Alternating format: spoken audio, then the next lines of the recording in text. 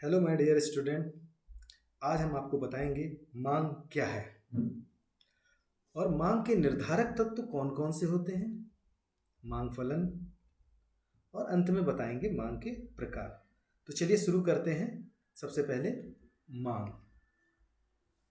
किसी दिए गए समय पर दिए गए मूल्य पर जब कोई उपभोक्ता किसी वस्तु की विभिन्न इकाइयों को क्रय या मांग करता है तो वह उसे उस वस्तु की मांग कहते हैं।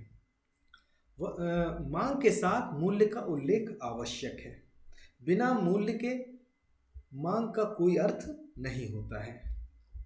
अर्थात किसी दिए हुए मूल्य पर किसी वस्तु की वह मात्रा जो एक उपभोक्ता एक निश्चित समय पर खरीदता है उसे हम मांग कहते हैं।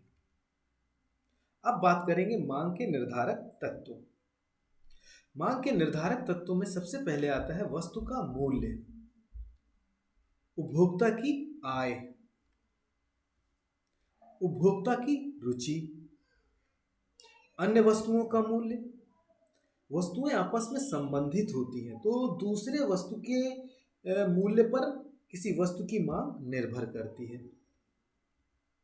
वस्तु की गुणवत्ता, स्थान व समय, फैशन और वस्तु को प्राप्त करने की तीव्रता या रुचि।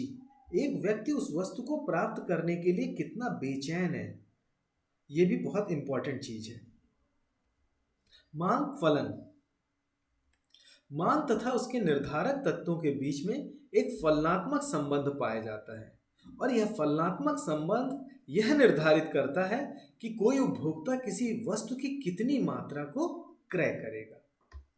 यानी कि demand of X is a function of price of X, income, taste, other commodity of price and so on. यानी कि एक वस्तु की मांग वस्तु के मूल्य पर निर्भर करती है, आय पर निर्भर करती है, उपभोक्ता की रुचि पर निर्भर करती है, अन्य वस्तुओं के मूल्य पर निर्भर करती है और बहुत सी चीजों पर निर्भर करती है। तो मांग और उसके निर्धारक तत्वों के बीच में एक संबंध पाया जाता है और यह संबंध यह निर्धारित करता है कि कोई उपभोक्ता किसी वस्तु की कितनी मात्रा को क्रय करेगा। मांग फलन, मांग फलन दो प्रकार के होते हैं, रैखिक मांग फलन और गैर रैखिक मांग फलन। मांग के प्रकार, सामान्यतः मांग तीन प्रकार की होती है, मूल्य मांग, आय मांग और आड़ी या तिरछी मांग।